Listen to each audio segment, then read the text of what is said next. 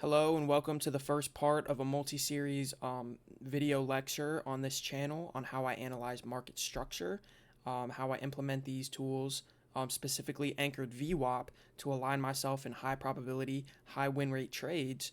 Okay, we use these tools for swing trading as well as intraday. Most of these videos are going to be catered towards intraday 1 minute chart trades because, as you'll see later, those are very common. You can do those. There's a lot more opportunity for you to take trades, as well as the risk to reward of those trades, aligning yourself with the higher time frame. Okay.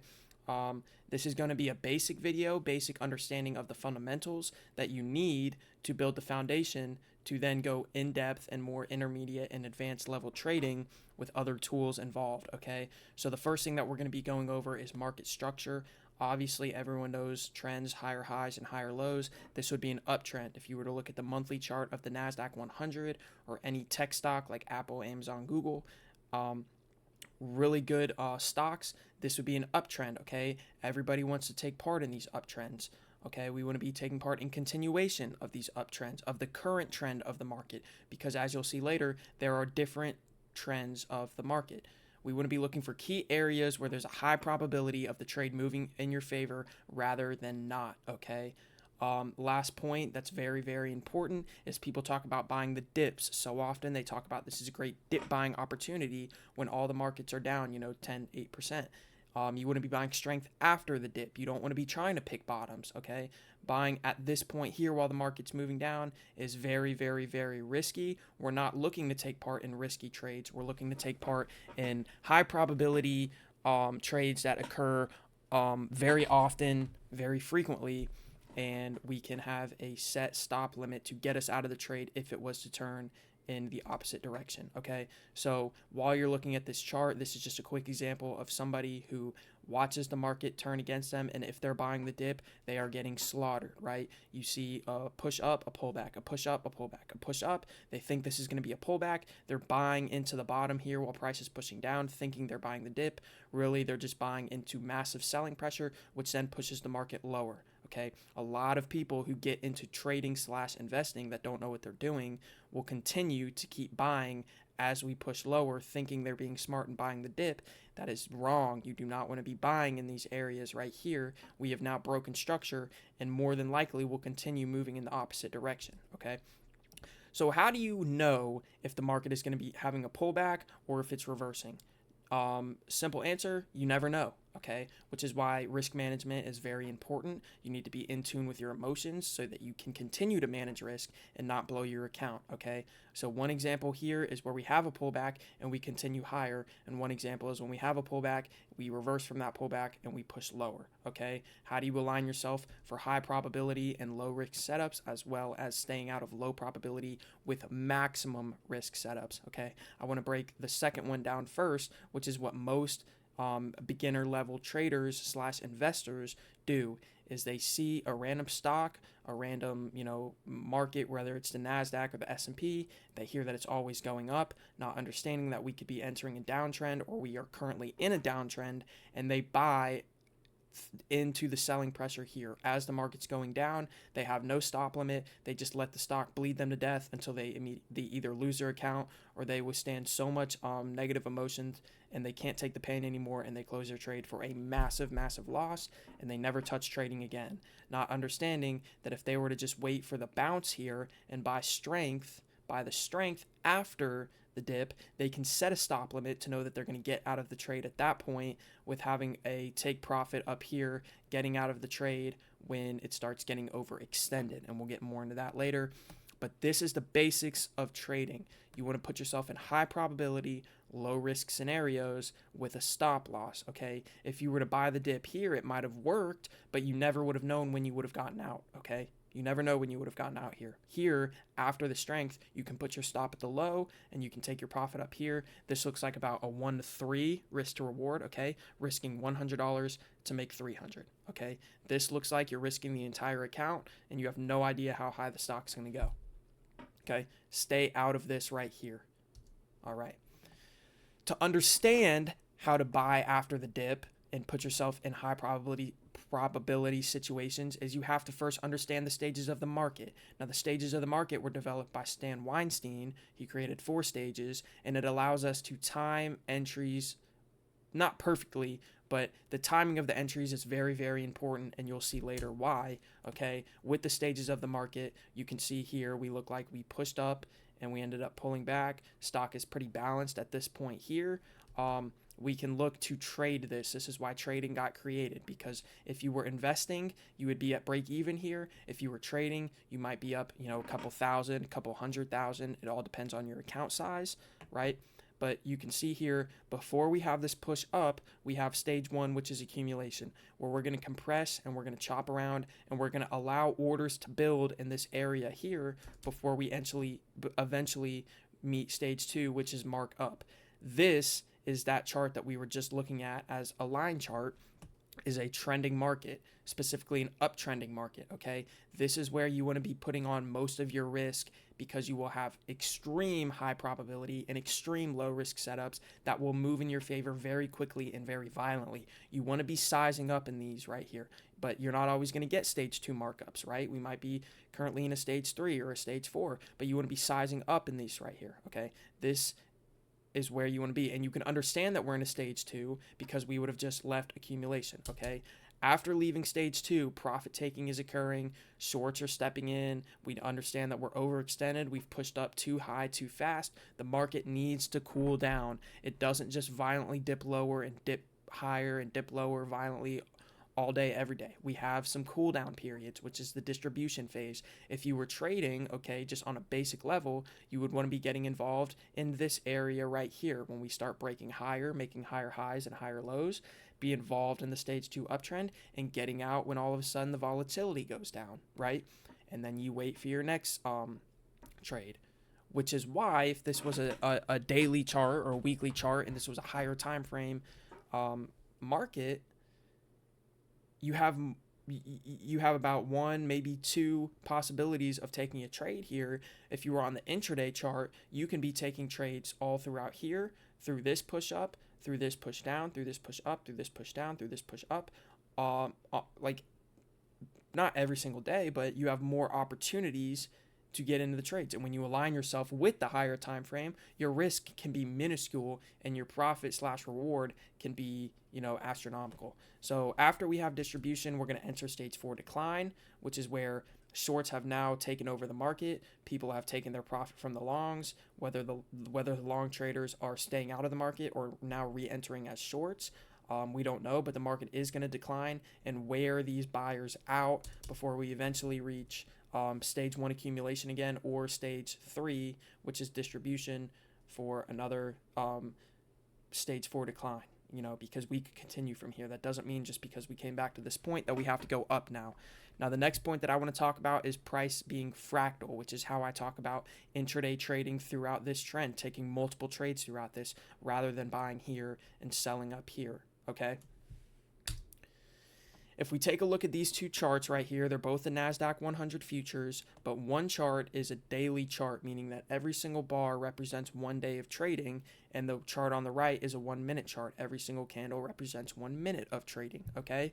So if you were to look at one of these bars here, one of these bars encapsulates 390 of these candles here in one trading day, meaning that from 12 o'clock a.m.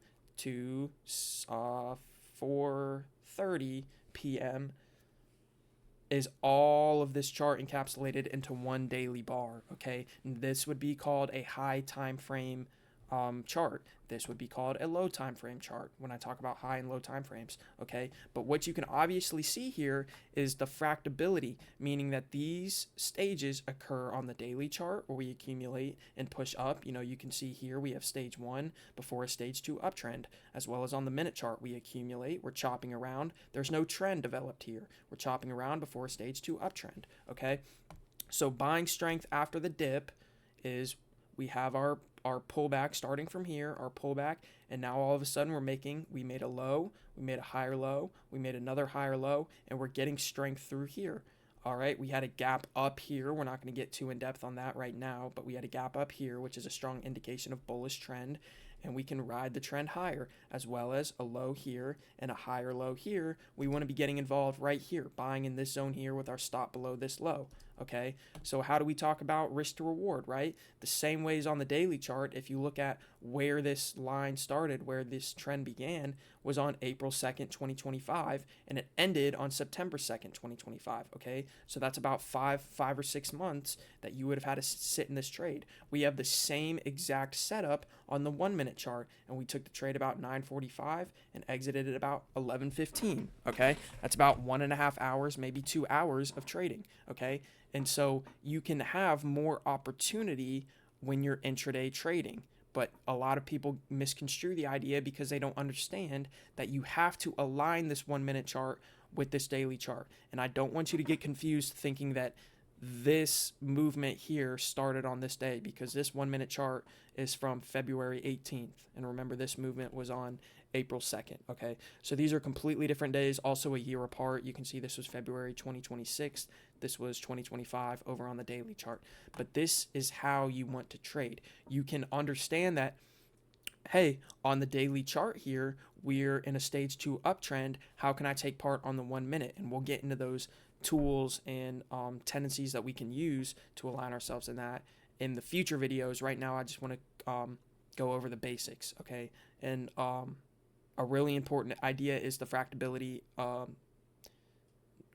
the fractable nature of the market, okay? So your question might be, okay, that's all cool, but how do you know that the market's going to go up? Simple fact is, we don't know the market's going to go up from here. And I'm going to put a box over the future, like the bars right there, because we don't see that in real time. All we can see is what's on the left. We could have easily had broken down and made our way down here. Now, if we aligned everything and we still thought we were going to go up, all we're doing is losing $100 here, or on an intraday, however much you want to risk. If you want to risk 20 to make 100, if you want to risk 100 to make 500, you know, we don't know that it's going to go down. All we can do is put ourselves in the best situation possible. And the way we can do that is using the higher time frame market structure, right? So if we were looking at a daily chart and all of a sudden all the daily candles are going down and down and down, we probably don't want to be a buyer right here at 9:30 open, because, or at 10 o'clock, because we're in a daily downtrend. We're in a higher time frame downtrend. That's why we want to align ourselves with the higher time frame market structure. Also, what we can look at is who is in control now, which pretty much means who is in profit now and who is not, okay? We're not going to go over how we can see that quite yet, cough, cough, anchored VWAP in the future videos, but this is very important. You want to be understanding who is on the other side of your trades, okay? If you understand who is feeling the most pain right now and who is getting squeezed out, you can take advantage of opportunities, okay? And the lastly is the flow of the orders. When I make some videos on live market trading, where we can watch how the candles actually print in real time, you'll see, are they lackluster or are they expanding violently? Are the bulls in control? Are the buyers pushing price up violently, or are they kind of just stagnating? Okay, we probably don't want to be putting on a lot of size or even entering the trade if it's lackluster and there's no clear indication that we want to move up or down in any direction. Okay, most of this we'll get into in the later videos, but I wanted to be clear that we will never know for certainty if the price is going to go up or down. We just want to, more likely than not, that it's going to go in our favor. Okay, I want to show this chart here because a lot of people think that for some reason hedge funds or whoever is trading on the other side of you is either a robot or has no emotions, that it's completely false. It's the complete opposite. When you enter a trade, right, you have this emotional roller coaster, okay? Now, just because you get into a trade and you're fearful, someone else is feeling the same exact way, okay? When they first enter the trade here, they don't really know, they're feeling disbelief, it starts moving in their favor, you kind of get optimist, you get hopeful, and then all of a sudden it starts running violently up in your favor, and now everything's gone out the window. You think you know everything, you're so excited, you think you're going to be a millionaire, you've cracked the code, you feel euphoric, risk has gone completely out the window, you think the chart can never go down again, this is going to be a huge bull run, and all of a sudden you get complacent and price starts chopping around and we start pulling back, and now all your profit is going away, and you're too scared to cut the trade now because now you've left half the pie on the table, and it keeps pushing lower, and you think it has to go up from here, it has to go up from here, and you might even start buying more here, trying to buy the dip with no strength after the dip. Okay, panic, capitulation, anger, depression, and you lose all your profit. And if we keep going lower, you might even blow your account. And that's how a lot of people, 99% of traders, enter the market once and they never do it again. Okay, so we want to take into consideration that everybody feels these emotions, and we can capitalize on that. If we can stay in check, if we can buy here in a high quality setup and sell, when we start getting euphoric and we start getting that massive energetic run up, so what if we keep going higher? If we keep going higher, we can re-enter, okay? We'll take the 500 profit, and then we'll re-enter with a stop of 100. So now instead of risking the 500 we've made, we're now re-entering the trade, risking 100 to let it ride again, okay? That's how trading works. We're not investing here, okay? So this slide that I want to talk about is, I keep talking about buying strength after the dip, okay? What does that mean? On a basic level, I do not use trend lines, okay? This is just for a visual example. You can see that we're pushing down and down and down and down in this range here, okay? You might even consider this accumulation, right? Because we have pretty much stayed in the same range. If this looks like accumulation and we're pushing down a little bit, where is the point where buyers take control and where there is now strength after this so-called dip? It would be at this area right here. And that doesn't mean that we're taking the trade right here. It simply means our mindset is flipping towards more likely than not being long-term bullish, okay, until proven otherwise, meaning that at this point here, we have to imagine that it's innocent until proven guilty. We're probably going to continue higher unless told otherwise, okay? We don't have to immediately buy here. If this is a daily chart or a weekly chart, we can now go to lower time frames, for example, the hour or the 5 minute or even the 1 minute, to look for, cough, cough, an anchored VWAP setup that we can take place in, that we can enter on to go higher, all right? Now, you can see here that every time we had a pullback, we're not buying at this point here. We're waiting for the pullback and buying strength after the dip. Waiting for the pullback, buying strength after the dip, okay? And because we're trading, we're not looking to buy here and sell all the way up here. We're looking to take our piece, we get a violent move up here, and we're selling. We get our pullback, we buy strength after the dip, stop goes here, push up, selling, pull back, violent. We get our strength after the dip, buying, selling up here. And what that keeps us out of is this, because as you can see here, price continued from this area, pushed up higher. Anyone who bought here is now getting caught in the complacency / anxiety level of the chart now, right? As you can see, people got euphoric up in this area. Price has to keep climbing higher and higher and higher, and we might now be entering the denial and panic stage of the market, okay? If I were to show you this chart right here without the emotional chart, you might be thinking this might be a great dip buying opportunity because we've had our push up. This might be a pullback. If you're looking at this emotional chart, you can understand where the other traders are. Put yourself in the position where you bought at this area right here, and now all of a sudden we're coming back to their area of entry. They might be selling right now. They don't want to take part and let profit come all the way back to zero. They might be getting out of the trade right there, okay? You're probably not going to get a lot of buyers stepping in right here after we had a lackluster push higher here. No one really thought that markets would go up because what we're searching for is fair value, okay? These large institutions with lots of orders, they want to get filled where price is discounted, okay? When we are very overextended like this, the higher it goes, the harder it falls. We might have a big push lower. You don't want to be buying the dip here, okay?